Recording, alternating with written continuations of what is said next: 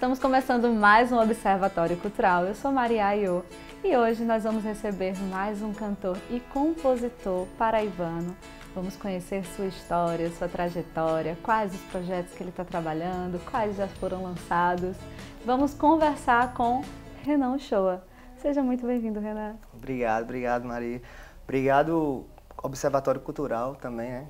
E muito feliz por estar aqui. A felicidade é nossa, de verdade. Nosso bate-papo vai ser bem descontraído, a gente quer conhecer um pouco mais de você, da sua história. Então vamos começando ali perguntando como a música entrou na sua vida. Conta pra gente. A música entrou de uma forma bem genuína, natural. E aos 10 anos de idade, eu sempre eu morava num bairro que era muito casa e tal, e tinha uma galera que fazia música sempre, uma galera mais velha. Na época era banda de swingueira e eu bem pequenininho ficava escutando aquilo e tal. E, enfim, eu sempre fui pequenininho, magrinho, e aí eu ficava olhando aquilo, achava massa.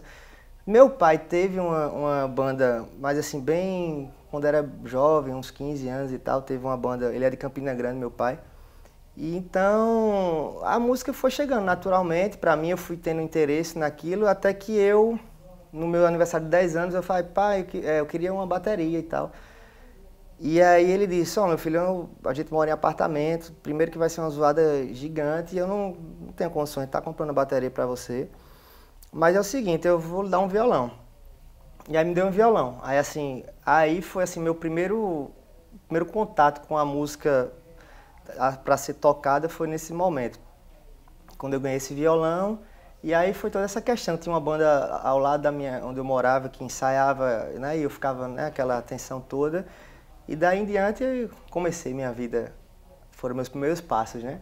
Ai, que coisa boa. A composição, ela já existia assim, desde sempre? O início foi junto? Ou como você se descobriu compositor também? Não, eu tenho uma carreira até extensa, um pouco assim, porque eu já passei por muitos lugares assim, sabe? Com 15 anos, eu estudava no Marista, no Pio Décimo, e aí a gente fez uma banda, eu até tô lembrando disso agora, nem lembrava, era Bicho Cabeça o nome dessa banda, maravilha. sabe? Que era a banda lá do colégio e tal. E teve o Armorial também, o pessoal do Armorial era com o professor, esqueci o nome dele, mas enfim. Aí eu participava também, tocava cavaquinho nessa época já, né? Porque essa transição do violão, cavaquinho, foi exatamente porque tinha essa banda que tocava esses pagodes, essas swingueiras e tal. E como eu era pequenininho, aí tinha um cara, o nome dele é Dinho Zamorano, mas aqui antigamente chamava de Biscuit, tá? Hoje em dia ele mora em Portugal. E a galera fez, rapaz, bicho, tu é pequenininho, esse violão, tu fica escondido atrás do violão. O bom pra ter um cavaquinho e tal. Aí eu digo, enfim, aí fui pegando cavaquinho. E aí nessa banda do colégio, eu fiquei tocando cavaquinho e tal. Enfim, foi passando, até que fiz uma banda chamada Coisa de Samba, junto com outros amigos meus também, que eram da mesma idade, acho que uns 17 anos. Aí foi quando, assim, primeiro contato com o público mesmo, assim, que a gente, numa brincadeira, se transformou em algo, assim, realmente muito grande. A gente era tudo um moleque de 16, 17 anos de idade, tocava lá no Bessa, tinha o Bosque, que era não sei se tu chega a lembrar e tal, que começou a ter um movimento por lá e por conta desse samba que a gente fazia lá. E aí até que, enfim, estourou lá o lugar, tipo, acho que a gente chegou a botar umas 1000 pessoas lá dentro, sabe? Até que a casa teve que mudar, não podia ser mais só um restaurante, aí virou uma boate e tal. Até a proposta mudou, mas é porque, enfim, geralmente é assim que acontece, né? É. E aí, como foi se encaminhando para o teu trabalho autoral ali? Sim, desculpa, tu me perguntou porque é tanta... Não, sem problemas. Aí a parte autoral, assim, na música eu fui, pronto, nessa banda eu fui instrumentista, eu era cavaquinista. Eu fazia back vocal ali, bem pouco ali e tal, e cavaquinista.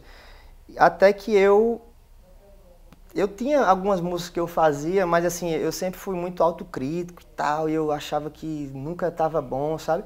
E assim, eu não tinha eu acho que talvez pela minha autocrítica, eu deixava muito de compor, porque não tá legal e tal, mas assim, estava dentro de mim, essa parte da composição.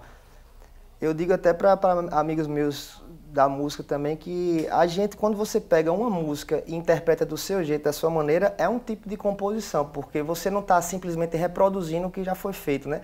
Você coloca ali o seu jeito, sua assinatura. Isso, de certa forma, é uma maneira de compor, né? Algo que já, em cima do que já foi feito, né? Mas quando eu fiz a minha primeira música mesmo, eu tinha uns 18 anos, mais ou menos. Mas aí deixei ela parada, 17, 18 anos. Foi na minha primeira sofrência, meu primeiro término de namoro, assim, longo e tal. Nada melhor do que uma desilusão amorosa para inspirar a gente. E pronto, aí eu comecei a composição dessa maneira. Mas aí passei, assim, um bocado de tempo sem compor mais, e mais fazendo shows mesmo, e tocando e tal. E depois eu comecei a olhar isso novamente para dentro de mim e comecei realmente, aí acho que com meus de 24, 25 anos, eu realmente assim me assumi tanto como músico como compositor também. Quais são as referências, as inspirações que tu consegue citar pra gente assim? Eu sei que isso varia bastante, né, de fase ali, mas quais as que você olha assim e diz, meu trabalho, eu me inspirei muito nessa pessoa ou nesse artista? Eu acho que assim, acho que como todo ser humano, assim, a gente é feito de fases, né? E tiveram vários artistas que marcaram épocas e ainda marcam, né, na minha vida, assim, na parte, ou seja, instrumental, ou seja, de composição e tal. Mas eu posso citar alguns, assim, mas que não são só eles, até porque, enfim, é muito complexo mesmo, assim, né? É um leque muito grande. Sim. Primeiramente, assim, o grupo maior é um grupo, vou dizer assim, que é a música brasileira. Sempre foi algo que me chamou bastante atenção.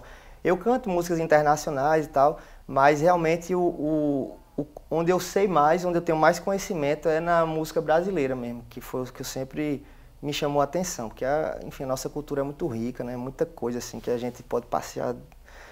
E dos artistas daqui, tiveram alguns, tipo assim, eu acho que na adolescência, para ficar já adulto ali, teve uma banda que me marcou muito, assim, na parte, principalmente da escrita, de tudo, na verdade, que era Los Hermanos e tal. Eu olhava e falava, pô, os caras escrevem muito, tipo, a parte, a harmonia que ia para uns lugares que eu fazia, rapaz, olha só que loucura é essa.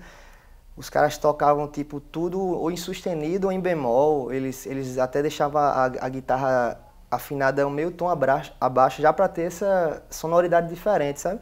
E isso foi uma banda que realmente marcou, assim, que me chamou a atenção para uma coisa nova, sabe?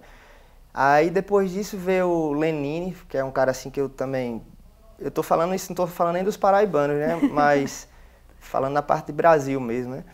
Veio o Lenine com a obra fantástica dele. E, enfim, aí tantos outros, né? Aí tem Chico César também, que é impossível a gente ser paraibano e não falar dele, né? E, enfim, aí dos contemporâneos, o próprio Seu Pereira, que estava aqui contigo agora, é um cara que eu sempre falei isso pra ele. Desde a primeira vez que eu mostrei uma canção minha, que ele, caramba, que massa, continua e tal, me deu o maior incentivo. Eu naturalmente, eu era fã dele, assim, quando eu conheci o trabalho dele, antes da gente se conhecer, e eu falei pra ele, isso é porque nossas influências se confluem, porque ele também teve essa questão, por exemplo, com Lenine, sabe, no começo da carreira dele e tal. Então, assim, as coisas que ele gostava, eu também gostava, e a gente, enfim, a maneira como ele compõe, tudo, assim. Então, assim, são tantos outros, né? Eu falei só de 2 paraibanos e tal, mas é muita gente, assim, pra gente sair, né? Citando. Eu sei bem. Bom, ele citou a entrevista com o Seu Pereira. Você, se ainda não assistiu, procura que tá aqui no nosso canal, vai assistir. E a gente vai para um breve intervalo e você fica com o som de Renan Show. Parece que não me conheces mais, padece chorando